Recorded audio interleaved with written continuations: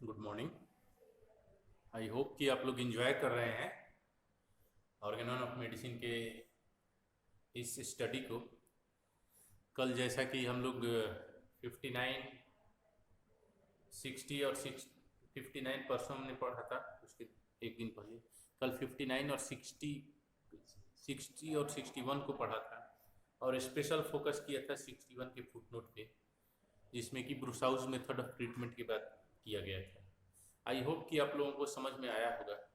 ब्रुसाउज method of treatment में medicine use हुआ, क्या हुआ करता था उसमें? मेडिसिन यूज हुआ करता था गम एरेबिक सॉल्यूशन।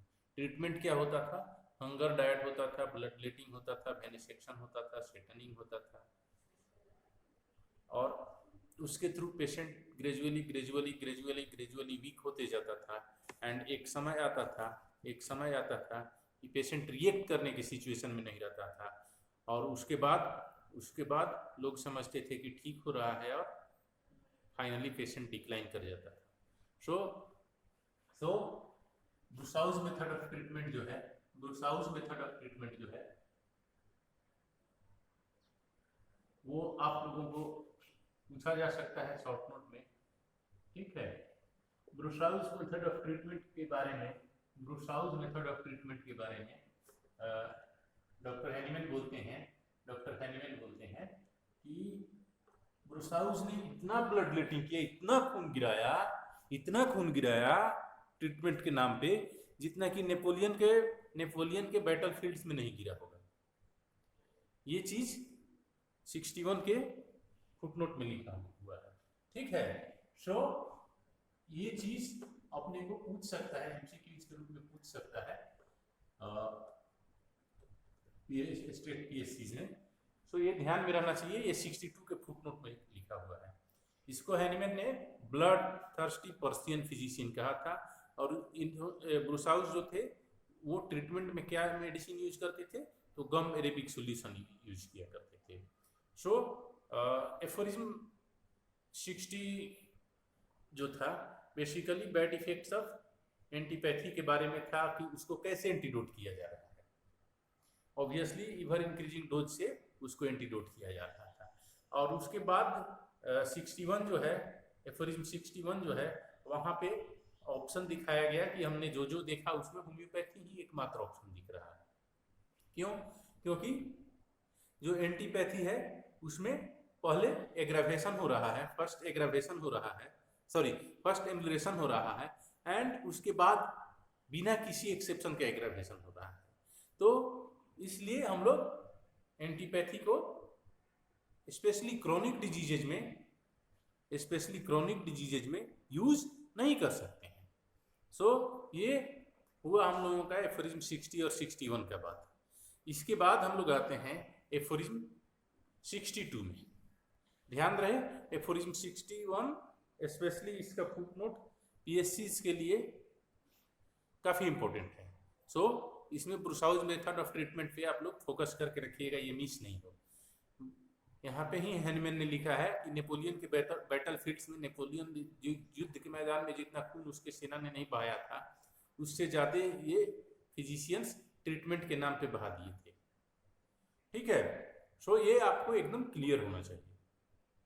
नेक्स्ट एफोरिज्म जो है 62, ऑब्वियसली यहाँ पे एंटीपैथी में क्या हार्म है और होम्योपैथी में क्या बेनिफिट है, इस चीज के बारे में जिक्र किया जा रहा है।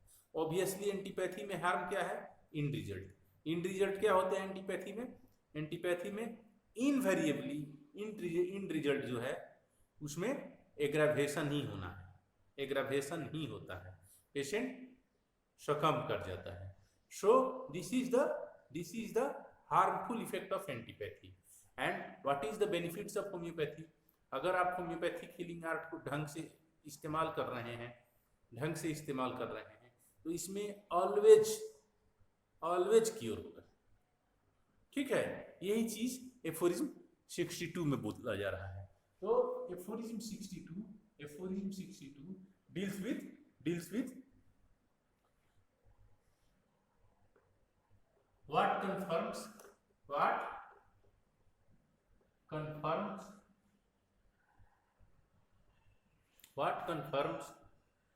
harmfulness of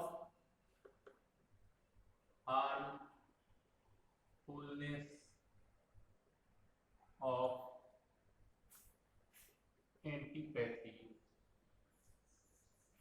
and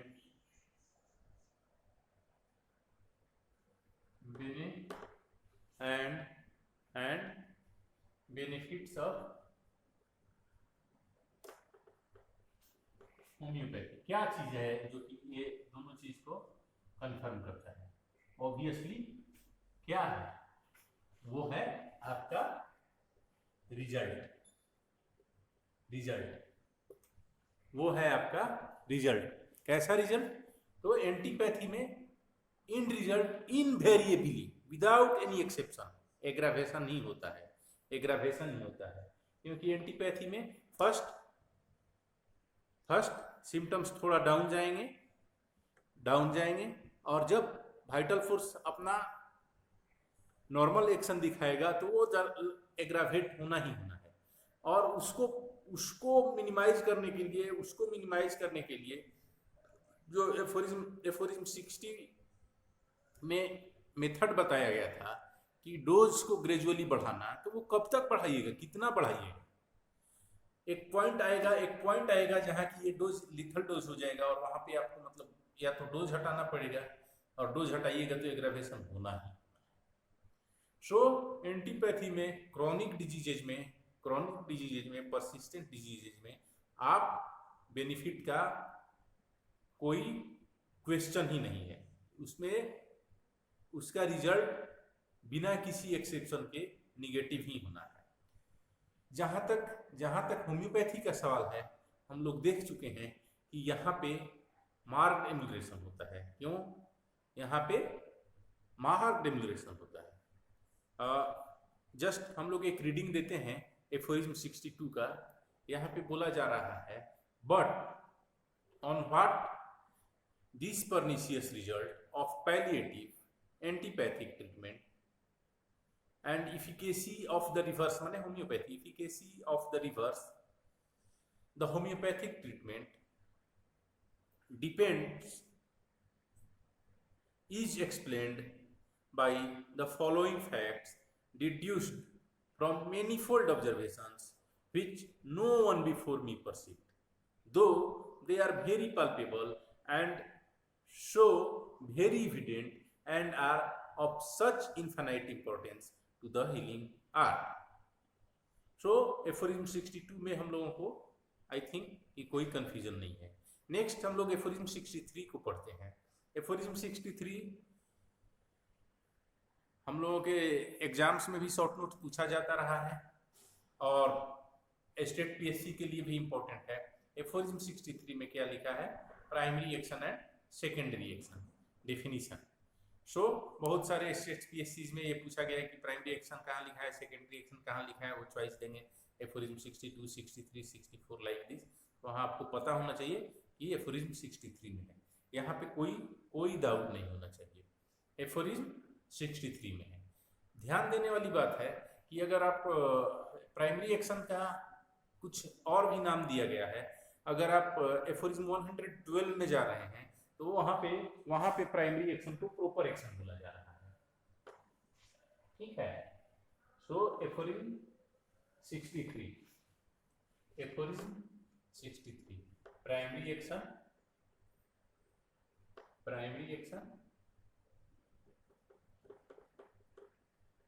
and secondary action. Aphorism 112 में अगर जा रहे हैं, ठीक है, तो वहां पे इसको प्रॉपर एक्शन बोला जा रहा है। क्या बोला जा रहा है? Proper action. वहीं अगर फर्स्ट एडिशन में आप जाते हैं, ऑर्गेनन ऑफ मेडिसिन के फर्स्ट एडिशन में जाते हैं, आई मीन एफोरिज्म 112 के अपेंडिक्स के थ्रू आप ऑर्गेनन ऑफ मेडिसिन के फर्स्ट एडिशन में जाते हैं, तो वहां पे प्राइमरी एक्शन को चीफ इफेक्ट बोला गया, चीफ इफेक्ट। सो ये आप लोगों के लिए मतलब कोई ऐसा महत्वपूर्ण क्वेश्चन नहीं बन रहा है अगर university exam is concern, but PSC के लिए अगर जा रहे हैं स्टेट पीएससी के लिए जा रहे हैं, नीट वगैरह का प्रिपरेशन कर रहे हैं, तो वहां पे पूछ सकता है कि which of the following is given in aphorism 63, primary action, chief effect, proper action, all of the above. तो वहां ऑल ऑफ द अबव लिखना ही उचित रहेगा। इसके अलावा अगर ओरिली के ट्रांसलेशन में जा रहे हैं, जो कि 6th एडिशन का बेंडर ओरिली का ट्रांसलेशन है, तो उन्होंने इसको क्या बोला है, इनिशियल इफेक्ट बोला है, इनिशियल इफेक्ट बोला है। तो ये सारा चीज अपने यूनिवर्सिटी एग्जाम के लिए उतना इंपॉर्टेंट नहीं है, बिकॉज यहाँ से आई डोंट थिंक कि कोई क्वेश्चन पूछा जाएगा ये सारी चीजें। बट अगर आप आगे के लिए कंपटीशंस का तैयारी करते हैं तो इस चीज पे आपको फोकस करना पड़ेगा, इसको थोड़ा सा ध्यान में रखना पड़ेगा कि what is primary action, is also called proper action, is also called chief action, and in ओरिलीज book it is also called initial effect. So aphorism 63 में primary action and secondary action का जिक्र किया गया है। ठीक है, अब देखते हैं प्राइमरी एक्शन क्या है। हम सब लोग पढ़े हुए कि ये प्राइमरी एक्शन क्या है। It is effect of medicine on the vital force. Obviously primary action या सेकेंडरी एक्शन ये दोनों लिविंग बॉडी में ही देखा जा सकता है। मेडिसिन को बोतल में रख के हम लोग उसका एक्शन नहीं देख सकते हैं। तो अगर देखा जाए तो प्राइमरी एक्शन मेडिसिन का इफेक्ट है वाइटल फोर्स पे। ठीक है, मेडिसिन का इफेक्ट है वाइटल फोर्स पे। बोतल में रख के हम लोग मेडिसिन का प्राइमरी एक्शन और सेकेंडरी एक्शन नहीं देख सकते हैं। उसको देखने के लिए उसको ऑर्गेनिज्म के लिविंग ऑर्गेनिज्म के बॉडी में इंट्रोड्यूस करना ही पड़ेगा। So obviously primary action is action of medicine upon vital force और वाइटलिटी, वही चीज बोला जा रहा है। और सेकेंडरी एक्शन क्या है, secondary action reaction of vital force है इस एक्शन के अगेंस्ट में। हम लोग न्यूटन्स लॉ ऑफ मोशन पढ़े हैं। थर्ड लॉ क्या होता है, every action has its equal and opposite reaction. Just like यहाँ पे भी होता है, जो सेकेंडरी एक्शन है वो वाइटल फोर्स का रिएक्शन है। सो हम लोग एफोरिज्म 63 का एक रीडिंग देते हैं जहाँ पे बोला जा रहा है, every agent that acts upon the Vitality, every medicine deranges more or less the vital force and causes certain alteration in the health of the individuals for a longer or shorter period. This is termed primary action. ठीक है, ये primary action है। इसको highlight कर दीजिए, underline कर दीजिए। although it is a product of medicinal and vital powers conjointly, it is principally due to the former power. Basically ये प्राइमरी एक्शन मैंने पहले ही बोला कि बोतल में रख के आप लोग मेडिसिन का प्राइमरी एक्शन नहीं देख सकते हैं। ये देखने के लिए आपको ऑर्गेनिज्म को देना ही पड़ेगा। तो ये इफेक्ट है मेडिसिन और वाइटल फोर्स दोनों का, ऑब्वियसली इसमें कोई डाउट नहीं है। बट प्राइमरीली ये मेडिसिन के चलते मतलब ये होता है, आता है ऑर्गेनिज्म के अंदर। ऐसे तो था नहीं ना। ऑर्गेनिज्म को अगर देखिएगा, बॉडी को देखिएगा, तो बॉडी एक स्टील वाटर है। ठीक है, एकदम एक तालाब जो स्थिर है वैसा है। और ये मेडिसिन क्या है, it is like a stone. उसमें डाल दिए तब जाके लहर उठा। बट स्टोन यहाँ रखा हुआ है तो लहर तो नहीं ना उठ रहा है। जो वेव्स आ रही हैं वो कब लहरें उठेंगी, जब वो उस तालाब में डाल दिएगा तब। सिमिलरली वो लहर ना सिर्फ मेडिसिन ये मतलब वाटर के चलते ही नहीं हो रहा है, वो उस पत्थर के चलते भी हो रहा है। सो इस चीज को देखना है, इसलिए इसको प्राइमरी एक्शन या प्राइमरी इफेक्ट क्यों कहते हैं, क्योंकि बेसिकली ये लाया गया इस पत्थर के चलते। ऑब्वियसली पानी रिएक्ट कर रहा है, वाइटल फोर्स रिएक्ट कर रहा है, बट ये इनिशिएट किया गया ये इस पत्थर के चलते, इसके काइनेटिक एनर्जी के चलते। सो इसको हम लोग प्राइमरी एक्शन कहते हैं। ठीक है, नेक्स्ट लाइन अगर हम लोग पढ़ते हैं, to its action our vital force endeavours to oppose its own energy, this resistant proper action is a property is indeed an automatic action of our life preserving power which goes by the name of secondary action or counter action. So aphorism 63 में primary action और secondary action है। इस पे अपने university exam में short note पूछे जाते रहे हैं, इसको आप लोग ध्यान से रख लीजिएगा अपने दिमाग में, ठीक है। प्राइमरी एक्शन क्या है? Action of medicine on the vital force. And secondary action क्या है? ऑब्वियसली इस एक्शन के अगेंस्ट में जो वाइटल फोर्स एक्ट करता है तो इसको सेकेंडरी एक्शन कहते हैं। अब अगर हम लोग एफोरिज्म 63 को कंप्लीट मान के एफोरिज्म 64 में चलते हैं, बट उससे पहले ये तीनों पॉइंट ध्यान में रखिएगा जिन लोगों को भी स्टेट पीएससी के लिए प्रिपेयर करना है। एफोरिज्म प्राइमरी एक्शन को एफोरिज्म 112 में प्रॉपर एक्शन कहा गया है। ये first edition of Organon of medicine में इसको चीफ इफेक्ट कहा गया है, एंड ओरिली के ट्रांसलेशन में इसको इनिशियल इफेक्ट कहा गया है। सो ये ध्यान में रखिएगा, आपको कंपटीशंस के लिए अलग से नहीं पढ़ना पड़ेगा, आपको पीजी एंट्रेंस के लिए अलग से नहीं पढ़ना पड़ेगा। आपको पता होना चाहिए कि ऑर्गेनन ऑफ मेडिसिन से 8 से 10 क्वेश्चंस आते हैं, इवन 12 क्वेश्चंस भी आए हैं कई बार। सो ऑर्गेनन ऑफ मेडिसिन आप ढंग से पढ़िएगा, 15 क्वेश्चन भी आए हैं। ऑर्गेनन ऑफ मेडिसिन अगर आप ढंग से पढ़िएगा तो आपका 15 क्वेश्चन यहीं से कंप्लीट हो जाएगा। You need not read again and again for this. एक बार में पढ़ते चलिए, धीरे धीरे करके पढ़ते चलिए, अभी आप लोग फाइनल ईयर में। सो आई थिंक एफोरिज्म 63 आप लोगों को क्लियर हो गया। अब हम लोग आते हैं एफोरिज्म 64 में। एफोरिज्म 63 काफी महत्वपूर्ण एफोरिज्म है पीएससी के ही और यूनिवर्सिटी एग्जाम दोनों के नजरिए से। तो एफोरिज्म 63 में क्या है ये माइंड में रहना चाहिए। Aphorism 64 deals with kinds of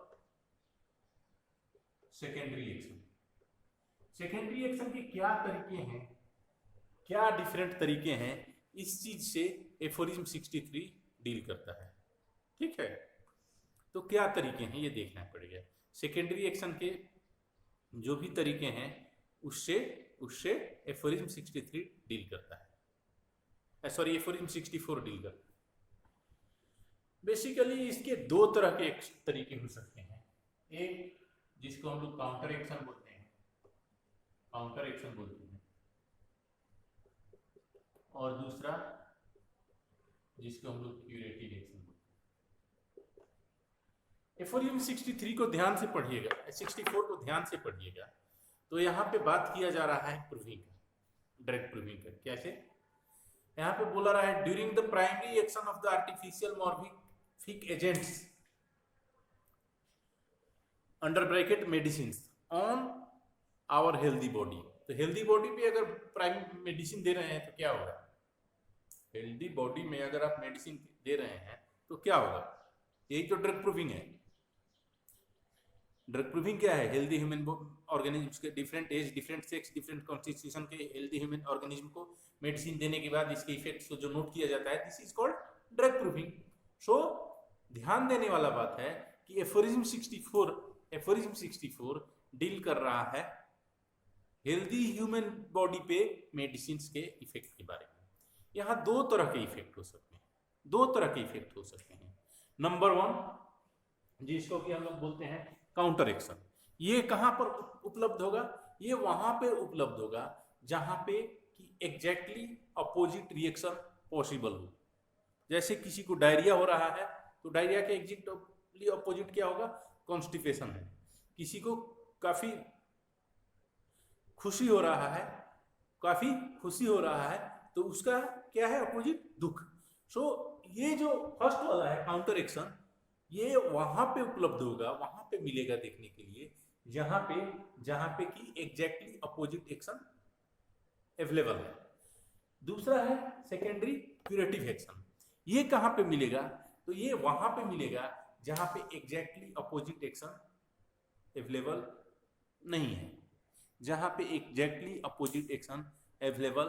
नहीं है, अब मान लीजिए मेरे सर में दर्द हो रहा है तो इसका एग्जैक्टली अपोजिट एक्शन क्या हो सकता है? हेडेक का तो कोई अपोजिट नहीं हो सकता है। ये तो वहां पे क्या होगा, वहां पे जस्ट ये जो सिम्टम है, ये वाइटल फोर्स के क्यूरेटिव इफेक्ट्स के चलते, वाइटल फोर्स के रिएक्शन के द्वारा इसको न्यूट्रलाइज कर दिया जाएगा, और ऐसे एक्शन को हम लोग कहते हैं सेकेंडरी क्यूरेटिव एक्शन। ठीक है, ठीक है। सो एफोरिज्म 64 में इन्हीं सब चीजों का जिक्र हुआ है। अब आते हैं हम लोग एफोरिज्म 65 में। अब आते हैं हम लोग एफोरिज्म 65 में, सॉरी इसके पहले हम लोग एफोरिज्म 64 का एक रीडिंग दे देते हैं। तो यहाँ पे बोला जा रहा है, during the primary action of the artificial morbific agents under bracket medicines, our body as seen in the following examples, our vital force seems to conduct itself merely a passive receptive manner. यहाँ underline क्या करना है, primary action of, एक number primary action, उसके बाद artificial मॉर्बिफिक agent, उसके बाद our healthy body.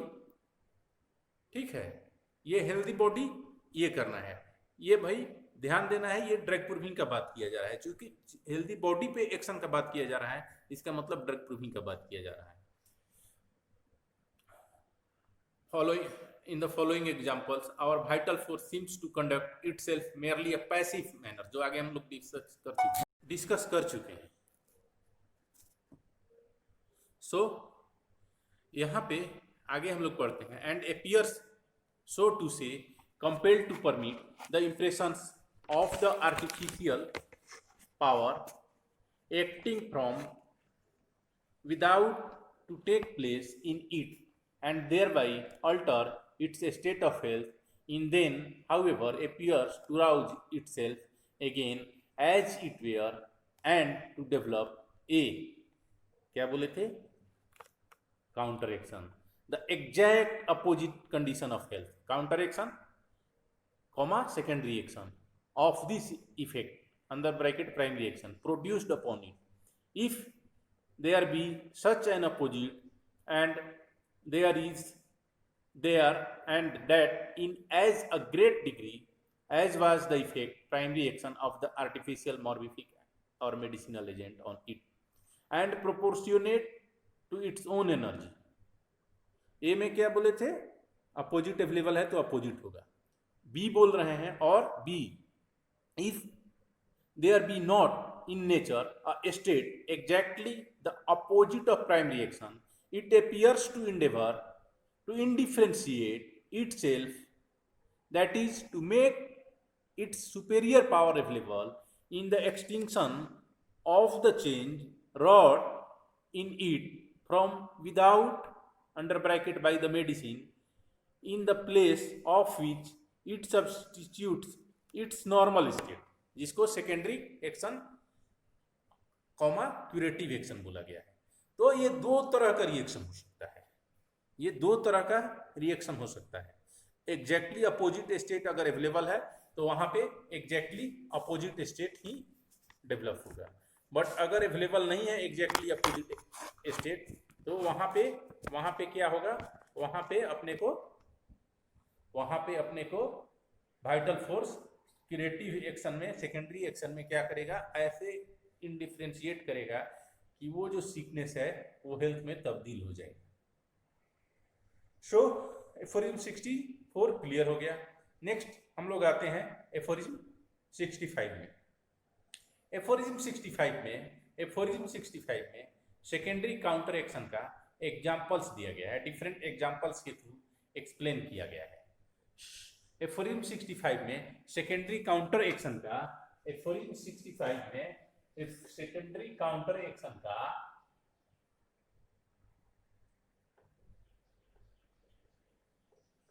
Aphorism 65 में सेकेंडरी काउंटर एक्शन